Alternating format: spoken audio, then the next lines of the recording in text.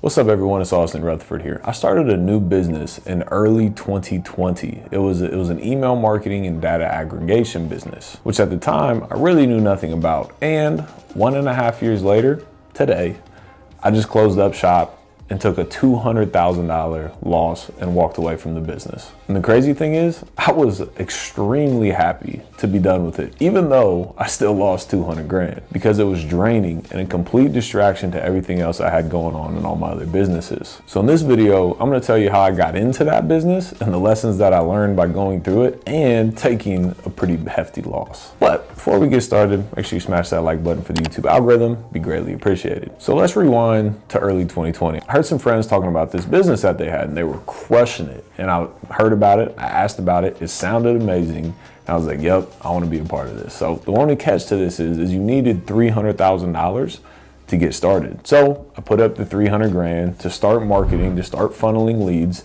to start building the business. I hired somebody to run the operations to actually execute on the business model. Unfortunately, I had to hire them and then hire somebody else and then fire that new person and then bring them back on. So it was just a hire and firing thing the entire time. Luckily, I got somebody that without them, I would have had no idea what was going on in the business. And the problem was, like I just said, I didn't really understand the business at all. I was 100% leaning on other people to operate the business. Like I would hear things and I would just pass that along to somebody and hope that they knew what I was talking about, because I really didn't even understand it in the first place. And this entire business is like really like systems and tech side of things. I'm not the most techie person. Like I know how to like operate a business and make money and all those things, but like step-by-step tech, that ain't my strong suit. It was all about websites and funnels and automation campaigns and all these things that I'm not really great at. No wonder it didn't work out for me. So the first lesson that I learned while doing this is to not chase something if it doesn't fit your skill set. You know, just because it sounds great and somebody else is crushing it in a certain business model or a certain adventure, doesn't mean that you'll have the same type of success because you don't have the same skill sets that that person has. The comparison that I use is I got into cryptocurrencies at the same time I started this business. At the time, knowing nothing about either of them. And since then, I've made millions and millions of dollars in cryptocurrencies, and I've lost hundreds of thousands of dollars on this data aggregation email marketing business. And the reason behind this, in my opinion though, is because I actually enjoy learning about cryptocurrencies. There's a massive opportunity to make life-changing wealth in the next few years, in my opinion, and I'm all in on it, and I enjoy it. It's game theory. That's how my brain works. So that's why that worked for me, is because that's my skill set. It's what I enjoy, it's what I want to learn about, it's what I want to put my time into.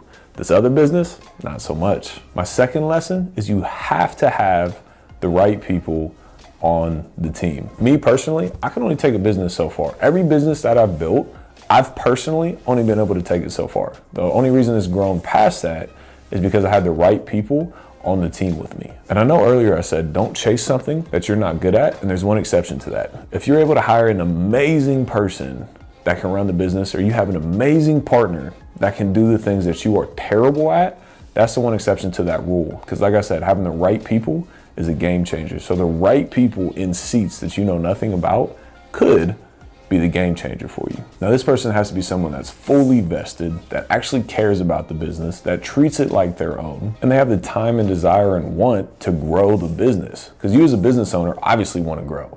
As employees, they don't always want to grow. So that person has to feel like it's theirs and they want to push the vision and grow the company as well. Your team is everything in business. Your income will never outgrow you and the people that you surround yourself with. The third lesson is just to learn to cut the rope. We have this thing called sunken cost syndrome, which means that we've put so much time or so much money into something that we don't want to cut the rope when we know it's not working because we're so heavily vested into it already. And you're scared to walk away. You would rather put good money after bad money that's already not working than walk away from it. The best thing you can do is to cut the rope and move on. One of the greatest traits that us as human beings have is that we can think freely. We can bring in information and think through it and come to our own conclusions. So maybe today you think one thing and then you get new information.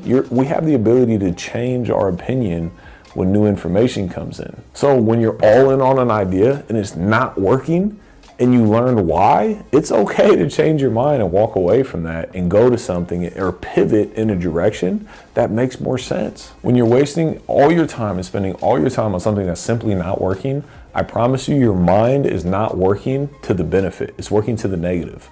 Because you're thinking about all this negativity, why it's not working. You're not thinking about new opportunities, and you're passing up on massive opportunities by simply not having that brain space available. For me, I finally cut the rope. I accepted that I was gonna lose $200,000 plus. I walked away from the business. And since then, my mind has been working, and I've started new businesses. I've created new income. I've already made that money back many times over. Don't waste your time chasing something that is not working. Cut the rope and move on. My biggest lesson here, the only difference between the people that win and the people that fail is everybody gets punched in the mouth. Everybody. The difference is who can take that punch and get up and keep going versus the people that sit on the ground and continue to cry for their mom and dad. Those people will not get to what they want in life. I'm gonna be completely honest with you. 200,000 plus loss is a pretty hefty loss, right? I haven't even blinked an eye at it. I haven't even thought twice about it because I have put all my time, energy, and efforts into creating new income streams and growing what I was already doing that I didn't even care about the loss because I already made the money back. A lot of people would have taken that as like a huge failure, would have sit and soaked and thought about all the things they did wrong. And guess what? They wouldn't be anywhere farther than where they are at that time. Nobody successful ever made it by quitting. Every successful person, if you go back through their story, they got punched in the mouth many, many times over. They just decided to continue moving forward. So that's what I got for today. Drop a comment below. Let me know if you learned anything. While you're down there, make sure you smash that like button for the YouTube algorithm. Hit that subscribe and notification bell so you can get all this content going forward. As always, appreciate you being here. We'll see you on the next one.